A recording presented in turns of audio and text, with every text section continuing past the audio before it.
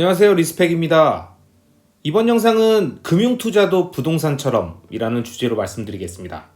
이 영상은 앞으로 제가 말씀드릴 부동산에 대한 관점, 그 다음에 금융투자를 왜 부동산처럼 연결해서 해야 되는지, 그리고 제가 이전 영상들에서 말씀드렸던 것처럼 토탈 인베스터로 나아가기 위해서 금융자산과 부동자산을 왜 함께 투자해야 되는지에 대한 이야기들을 끊임없이 할 거기 때문에 그 개념에서 조금 빠져있는 부분들이 있어서 그 개념 보충 차원에서 만든 영상입니다. 길지 않은 영상이겠지만 중요한 내용들이 담겨 있을 수 있으니 그냥 가벼운 마음으로 꼭 시청해 주시기 바랍니다.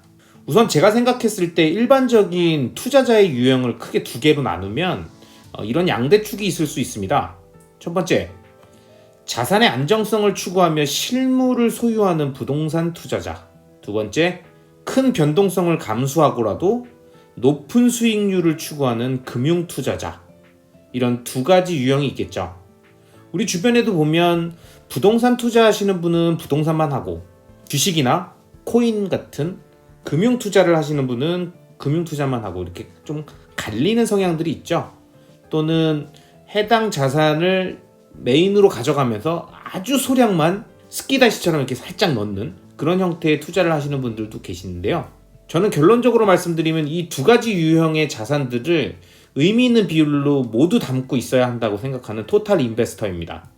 왜 그렇게 생각하는지를 말씀드릴게요. 우선 이 두 가지 기준으로 봤을 때 보통 부동산 투자를 좋아하는 사람들은 금융 투자 별로 안 좋아해요. 그 이유는 금융 투자를 계속 샀다 팔았다 이런 식으로 이렇게 엉덩이 가볍게 왔다 갔다 해야 된다라고 생각하고 있기 때문에, 그리고 변동성이 너무 크다. 그 변동 구간마다 계속 움직이는 건 너무 복잡하고 어렵다 이렇게 생각하시는 분들이 많고요. 금융 투자 좋아하시는 분들은 야, 부동산 이거 지루하다. 야, 그거를 사가지고 그렇게 오랫동안 언제 갖고 있냐.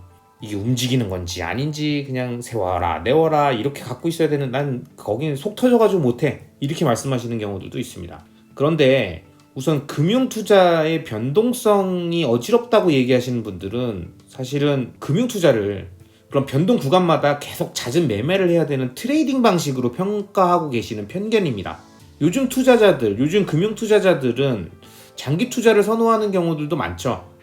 저와 같이 장기 투자를 메인으로 가져가는 관점에서 금융 투자를 바라보고 계신 분들도 많이 계신데요. 이러한 장기 투자일 경우에는 사실은 부동산 투자랑 메커니즘이 동일합니다. 그래서 부동산 투자자들 중에서 주식이나 코인 투자를 이 관점으로 바라볼 땐 상당히 본인의 투자 장점들을 활용하면서도 새로운 영역으로 투자를 확대시킬 수 있고요.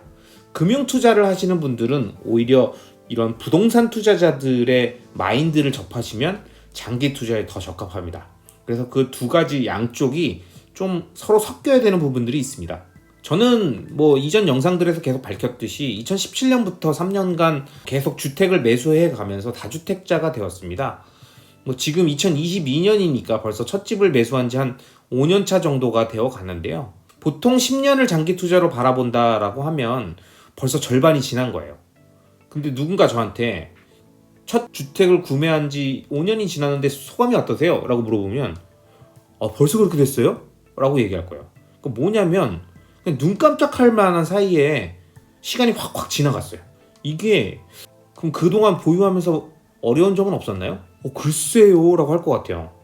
물론 그 기간 동안 계속 올랐으니까 피로감이 적어서 넌 그렇게 얘기하는 거 아니냐? 이렇게 말씀하실 수도 있는데 물론 그런 것도 있죠. 당연히 그런 거에 영향이 크겠지만, 근데 생각보다 부동산은 사놓고 좀 시간 지나고 이렇게 몇 번 전세 임차 계약 새로 바꾸고 이런 식으로 시간이 지나가고 나면 그냥 금방 가는 것 같아요.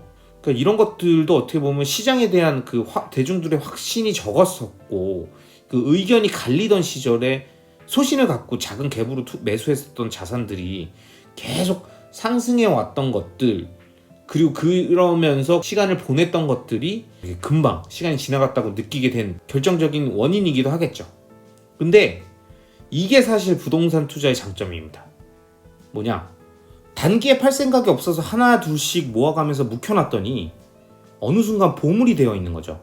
지속적으로 매매가랑 전세가의 상승으로 투자금이 차근차근 회수되고 있고, 이렇게 회수된 자금을 테슬라나 비트코인과 같은 자신이 원하는 금융자산들, 주식이나 코인으로 매수해서 선순환시키는 것이죠.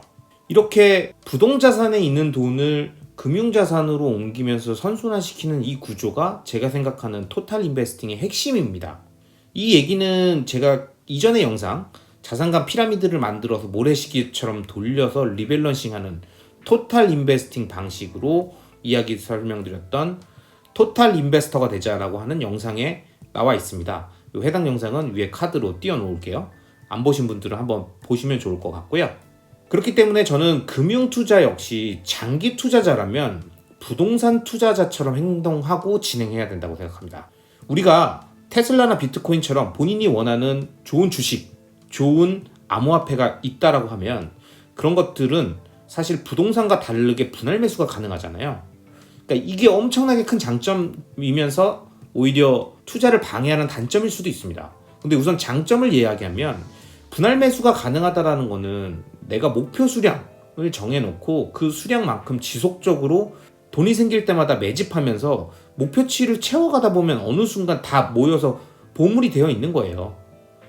부동산은 한 번에 매수해야 되다 보니까 목돈이 들어가죠. 물론 그 목돈이 들어가게 하기 위한 레버리지, 대출을 많이 해주는 부분들도 있지만 대출에 대한 정부 정책이 막혀있는 경우에는 내가 사고 싶다고 해서 살 수 있는 것도 아니고 대출 이자가 높을 경우에 부담될 수도 있죠. 그렇기 때문에 분할로 살 수 있다는 점에서는 주식이나 암호화폐가 갖고 있는 장점이 엄청나게 크고요. 그런 장점들을 장기 투자자 마인드로 부동산과 같은 마인드로 접근해서 계속 매집하고 채워가시는 분 입장에서는 너무나도 좋은 것이고, 반대로 얘기하면 분할로 매수가 가능하다는 건 분할로 매도도 가능하다는 거기 때문에 부동산처럼 한 번 매수한 다음에 쉽게 팔 수 없어서 장기 투자를 진행할 수밖에 없는 구조를 갖추고 있지 않기 때문에 오히려 심신미약자나 해당 자산에 대한 믿음이 계속 생겼다 사라졌다 생겼다 사라졌다 하시는 분들은 금방 고세고세 팔아버릴 수도 있는 단점도 있습니다. 어찌됐든 장기 투자의 마인드를 갖고 지속적으로 매집하고 모아가겠다는 생각을 하시는 분들 입장에서는 부동산 같은 마인드로 접근하기에는 너무나도 좋은 자산이 주식이랑 암호화폐인 거고요. 이런 식으로 모아나가면서 두 자산 간의 비율을 정하는 거예요. 나는 주식 대 암호화폐의 비율을 몇 대 몇 정도로 정해놓고, 또 더 큰 개념에서 보면 주식, 암호화폐 같은 금융자산과 부동자산의 비율을 정해놓고 그 비율들의 밸런스가 무너지는 구간이 오면 리밸런싱 해주면서 자금을 계속 순환시키는 겁니다.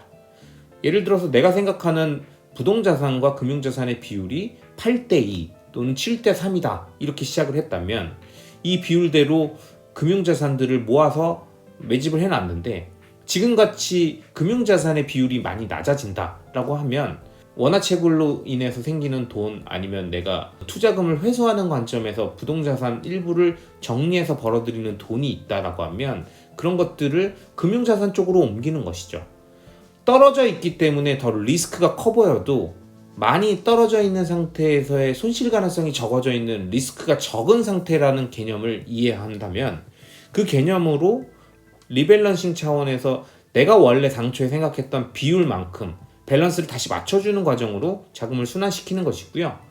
부동자산은 전세나 월세같이 임차를 주고 있는 경우에는 임차 보증금이 증가하는 증가분들이 계속 생겨나기 때문에 그 증가분들을 이용해서 밸런스가 무너져 있는 금융자산 쪽으로 지속적으로 자금을 더 투입시킬 수도 있습니다. 그렇기 때문에 이렇게 하나하나 부동산을 모아가는 개념으로 우리가 마치 부루마블 할 때 땅 먼저 사고 그 땅 위에 빌딩도 짓고 호텔도 짓고 뭐 이렇게 건물 하나하나씩 채워나가면서 차곡차곡 모아가듯이 장기 투자의 마인드로 주식과 암호화폐 투자도 같이 접근한다면 10년?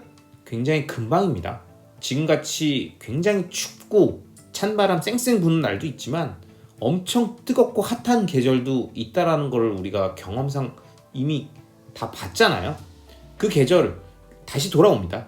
그 계절이 돌아오기 전에 이 추운 구간은 우리가 차곡차곡 해당 자산들을 모아가고 부동자산과 금융자산의 밸런스만 맞춰주면서 자신이 생각하는 비율만큼 채우고 그 비율이 무너졌을 때 조금씩 더 채워주는 지속 매집하는 구간들로 가져간다면 이러한 부동산 투자의 마인드를 적용한 장기 투자의 접근이 금융자산에서도 충분히 가능하다는 점을 다시 한번 강조드리겠습니다. 이 해당 영상 이후에 내일 업로드되거나 향후에 계속 업로드될 부동산 관련된 내용들도 기존의 부동산은 이렇다라는 관점보다는 부동산과 금융자산을 같이 봤을 때 어떤 식으로 접근해야 되는지에 대한 부분들을 지속적으로 강조해 드리도록 하겠습니다. 그럼 오늘 영상은 여기까지고요. 영상이 마음에 드셨다면 구독과 좋아요, 알람 설정 부탁드리겠습니다. 감사합니다.